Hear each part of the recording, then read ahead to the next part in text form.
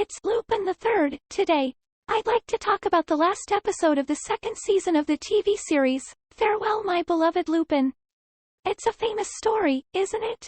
It was directed by Hayao Miyazaki, and at the time it was aired, the name, Hayao Miyazaki, was concealed, but in no time at all, it was written up in anime magazines as Hayao Miyazaki, so it was soon discovered. In the old days of Lupin the Third, when videotapes were released as software, the first episode is Lupin burning. The other episodes were never released. Even if the other episodes are not released, only this one is released, and it's the episode that got a lot of attention. At that time, when Bandai was still in the video business, they set up a separate company in Shibuya called the Network Division, but they only had one videotape of Lupin the Third. It was such a popular story that I made a set of 2 episodes, Farewell My Beloved Lupin, and Wings of Death, Albatross, and released them on a 60-minute videotape. Today, I'd like to talk about the highlights of Farewell My Beloved Lupin. Since it's the last episode of the second season, of course there are highlights, but I'd like to talk about it a little bit. At the very beginning, the scenery of Tokyo, which is completely different from the previous Lupin's worldview, appears very real, and it starts with the words, 1981 Tokyo. Why is this 1981 Tokyo? It was broadcast in 1981, but up until then, throughout the TV series, Lupin the Third was depicted in such a way that it was as difficult as possible to tell which era it was in.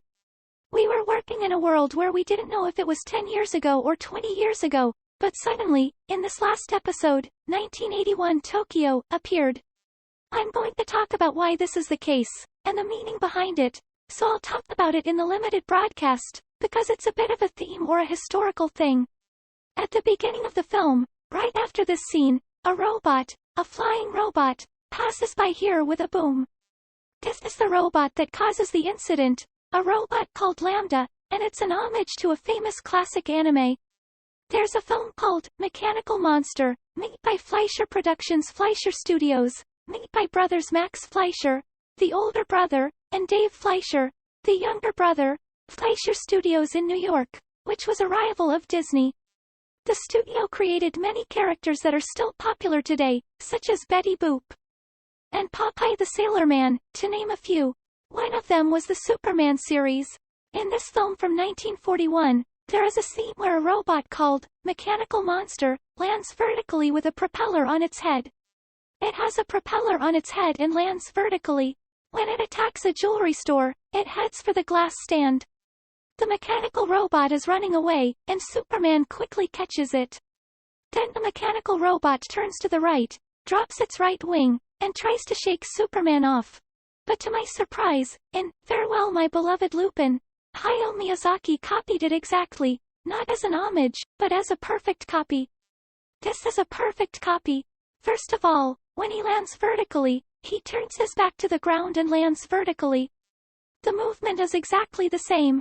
This side, you can see the robot monster walking towards the jewel, and behind it, Clark Kent and Lois Lane, is Lambda, who is slowly walking towards the jewel. They are trying their best to hide the glass case. There's a bit of comedy here, where Superman jumps in. Lupin 3 jumps on it, and the pose is almost the same. He's drawn a little pathetically, but the part where the robot drops his right wing and tries to shake Superman off is the same. Lambda also drops his right wing and tries to shake off Lupin 3, it's the same thing. What's amazing about Hayao Miyazaki is that this isn't something we see nowadays. Nowadays, you can watch it on YouTube, you can watch it on video software, you can watch it in various ways, but this Richard Fleischer Superman, when Hayao Miyazaki made Lupin 3 in the 1980s, it was not released on software in Japan. So, when did he see it? After the war, when 16mm film and 35mm film came in, there were sometimes enthusiast screenings in Tokyo. Hayao Miyazaki probably saw it there, or in a movie theater right after the war, and he probably saw it. He probably saw it only once. Even though he probably saw it only once, he was able to make the exact same film from his rough memory. This is one of the great things about Hayao Miyazaki, he doesn't take pictures. When he travels, Toshio Suzuki often says, Miyazaki-san doesn't take pictures at all. He said, instead, he stares at them. About 10 years later, he said that he would draw the exact same building in Howl's Moving Castle. When I brought out a photo to make sure, he said he really drew the same thing. He said that his memory is created by what he sees, and that it is always there in his mind, but he can really copy exactly the same thing, probably because he saw it only once in his life when he was young, and he can copy it perfectly in his middle age. This attitude of proudly copying his own Bible has been passed on to his disciple, Hideaki Anno, and is also seen in Evangelion 3.0 plus 1.0 Thrice Upon a Time. This was probably a big deal even among anime fans, who wondered if it was okay to copy so much. This is probably the source of the many homages in Evangelion 3.0 plus 1.0 Thrice Upon a Time. In addition, there are many other wonderful aspects of Farewell My Beloved Lupin, in terms of animation expression. For example, this is a collection of 3 scenes in which the robot Lambda breaks glass.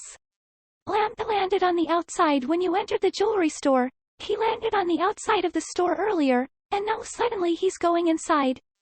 The camera was slightly underexposed because I went from the outside to the inside, so we could see the outside from a dark place. That's why the scene is slightly backlit, and that's how Lambda comes in. At this point, the glass cracks and breaks with a bang, without any hesitation. In other words, a huge mass comes in through the glass window without a care in the world, so it breaks with a bang, or a crack for a moment, but it breaks. At this time, there was no way for the glass to break. It suddenly cracked and popped. Next, Lambda pushed the glass case containing the jewel with his arms from both sides. When he do this, the glass expands slightly, the highlight moves, and then it cracks. This momentary bulge is wonderful. In other words, just because the glass cracked without hesitation in the previous shot, the next time the glass is broken, it isn't moved in the same way. First of all, the glass is pushed in from both sides, and then the surface of the glass is distorted, and when we think it has expanded, the glass, which is a material that does not bend, breaks instantly. This is the third one. There is a crown-like object in a pipe-shaped glass case, and the Lambda pushes on it from both sides. When we look at that, this highlight, which is a cream or gray streak highlight, moves violently. In other words, the moment he pushed the transparent glass cylinder with his hand, it moves violently, and the next moment, it breaks.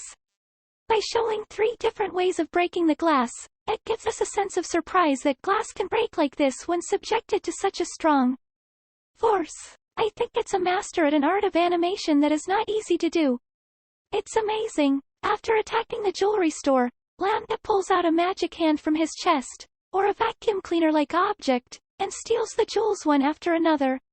After stealing the jewels, he returns to the base. When he returns to the base, his back opens up from the inside, and a girl, a beautiful girl named Maki Oyamada, appears from inside. Up until now, this was the highlight of Farewell My Beloved Lupin. But from this point on, why did Hayao Miyazaki originally say that he would never do Lupin 3 again?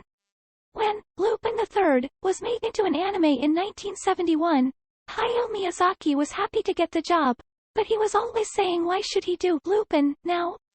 But he reluctantly joined the anime series in 1971, and even though he made Lupin more and more interesting, when the first season was over, he said he would not do Lupin anymore. After that, in 1987, when the director of The Castle of Cagliostro was chosen in 1978, he said that he had nothing more to do with Lupin, and since he had nothing to do, he wanted to make a film that would decorate the end of Lupin, and he made The Castle of Cagliostro.